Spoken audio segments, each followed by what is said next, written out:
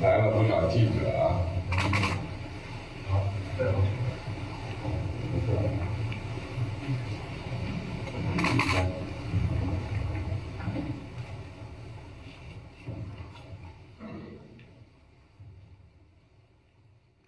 鄭麗文同埋習近平今次握手，係唔係代表北京同台北會翻返去和解嘅道路啊？國共又或者係兩岸和解，咁對台灣人有咩好處呢？台灣人係咪真係需要呢種和諧嘅關係呢？不如我哋從過去70幾年嘅兩岸離離合合嘅歷史講起。1949年係天崩地裂嘅一年，國民黨敗走中國大陸。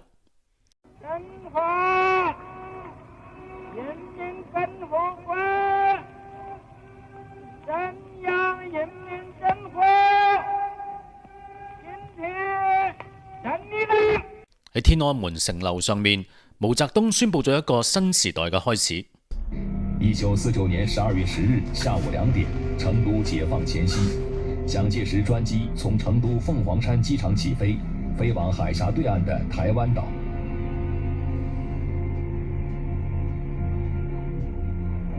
機艙中的蔣介石透過舷窗望向窗外，默不作聲。而喺海峽嘅另一邊，蔣介石帶住殘兵敗將同埋最後一批黃金，撤退到地圖邊緣嘅另一邊台灣。當時嘅台灣唔係今日嘅科技島，而係一個絕望嘅孤島。當蔣介石喺台北每日都愁眉苦臉，佢最大嘅靠山美國當時已經打算完全放棄佢。好快華盛頓就再落井下石，美國國務院發表咗一份對華政策白皮書，白紙黑字咁寫明，國民黨嘅失敗係因為佢哋自己腐敗無能，美國係冇義務再填呢個無底深潭。當時嘅台灣同埋美國關係唔係差，而係絕望。美國總統杜魯門甚至喺1950年初公開講過，美國係無意干涉台海事務，亦都唔會再提供軍事援助俾台灣。咁當時全世界都喺度等緊解放軍打過去對岸，咁即係話當時喺台灣嘅中華民國政府係等死。咁但係歷史係最中意同人講笑㗎。1950年6月，韓戰爆發，呢場發生喺朝鮮半島嘅戰爭，意外咁將台灣從墳墓裏面拉翻上嚟。美國突然之間發現，如果失去咗台灣，共產主義就會好似瘟疫咁滲透到成個太平洋。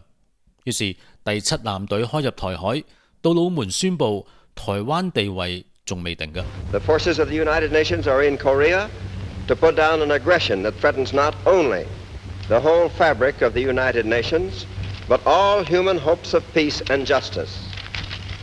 If the United Nations yields to the forces of aggression, no nation will be safe or secure.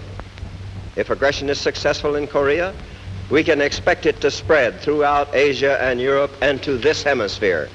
台灣嘅民國政府起死回生。1954年，美台簽署共同防禦條約，台灣正式被納入美國嘅全球防禦體系。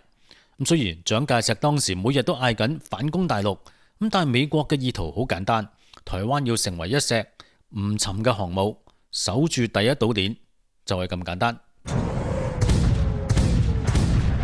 1958年8月23日，中國人民解放軍對金門諸島實施了突然而猛烈的炮火襲擊，3萬餘發炮彈如暴雨般的傾瀉在幾座小島之上。此時的金門在如此的猛烈炮擊下，早已大面積癱瘓。由1950年代到70年代，台海係全世界最危險嘅火藥桶。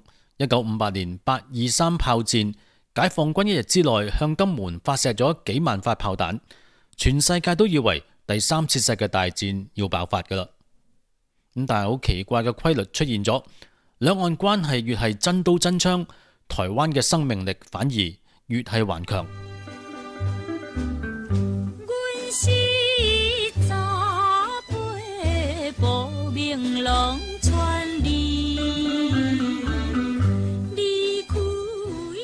喺嗰個年代，美國向台灣提供咗超過15億美金嘅軍事同經濟援助。呢啲錢並唔係攞嚟揮霍嘅，而係喺美國專家嘅監督之下，投入咗台灣嘅電力、交通同埋農業改革。今日我哋講嘅台灣經濟奇蹟，其實係喺中共嘅炮火聲之下逼出嚟嘅。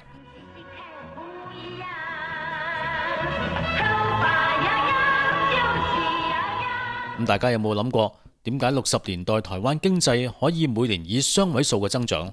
因為美國將台灣視為反共嘅示範區，美國要向全世界證明，跟住資本主義嘅台灣生活會好過大陸100倍。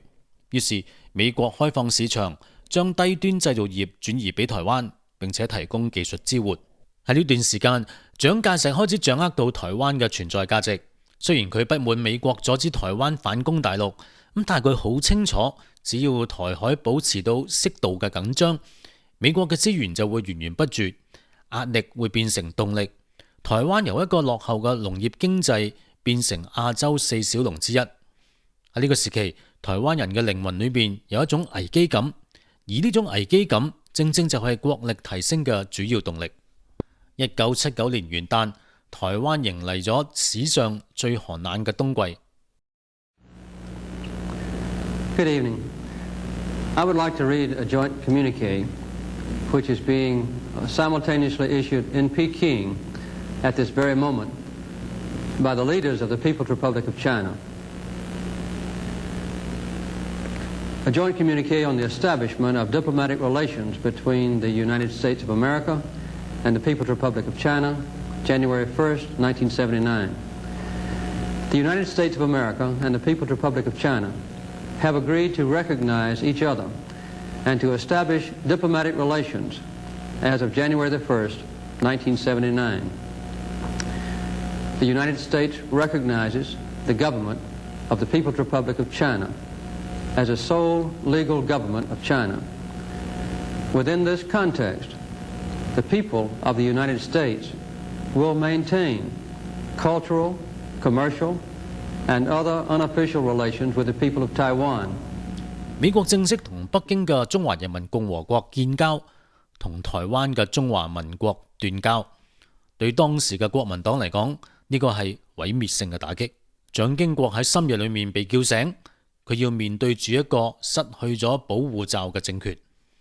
但歷史再次證明咗，極端嘅孤立反而催生咗台灣最強大嘅自強運動。喺斷交之後，美國國會通過咗《台灣關係法》，繞過咗行政部門，用法律嘅形式繼續保證台灣嘅安全。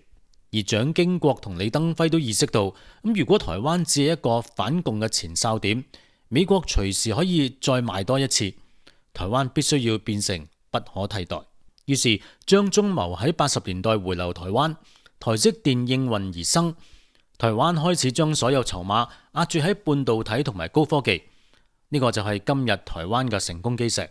85年3月23號，民主的大門終於在台澎金馬地區完全打開了。去到90年代，李登輝推動民主化。1996年，台海飛彈危機爆發。中共想用導彈嚇走台灣嘅民主投票，結果反而換嚟美國2支航母戰鬥群。呢件事話俾世界知，兩岸越緊張，台灣喺全球嘅戰略地位就越高。李登輝提出兩國論，雖然令到北京震怒，但亦都將台灣從中國內戰嘅格局拉咗出嚟，變成咗一個民主對抗威權嘅國際議題。太平洋也無拍，也無探掛，你講中國好，你跪嘛，對唔對？你又跪咪個倒轉來嘛。到進入21世紀，台灣經歷咗2次政黨輪替。陳水扁時代，兩岸關係極之差，陳水扁甚至被美國稱為麻煩製造者。但係數據話俾我哋聽，陳水扁執政嗰8年，台灣嘅平均經濟增長率有 4.8%， 國際級嘅高科技產業正式成型。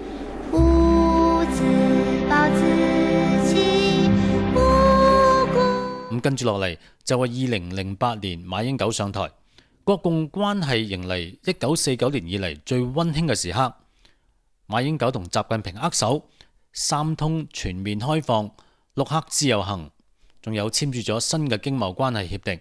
表面上兩岸一片和諧，但係真相係點呢？馬英九執政嗰8年，係台灣喺亞洲四小龍裏邊最失落嘅8年。當兩岸關係好到不得了嘅時候，台灣嘅企業家發現佢哋唔需要再辛辛苦苦咁做研發，只要將工廠搬去大陸，靠廉價嘅人工同埋大陸市場就得。結果係點？台灣產業空洞化，人才大規模外流，經濟發展停滯不前。呢個就係馬英九現象。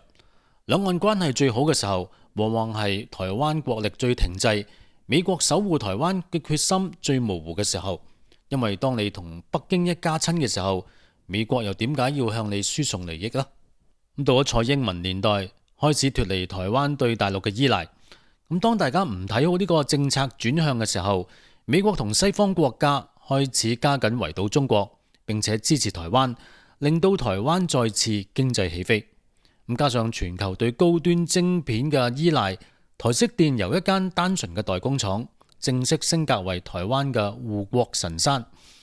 美國保護台灣嘅動機已經超越咗意識形態同埋軍事嘅需要，而係實實在在嘅經濟利益共同體。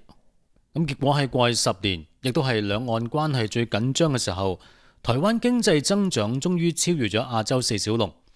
2025年台灣經濟增長達到8.6%，創下15年新高。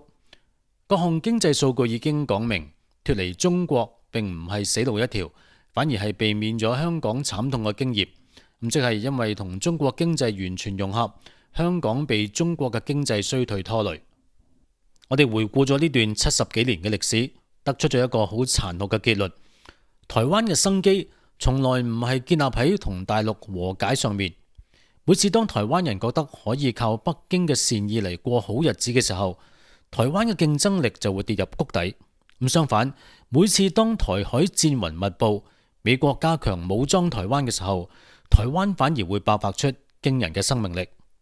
台灣嘅兩岸政策係咪要再次轉向呢？台灣人自己應該心中有數。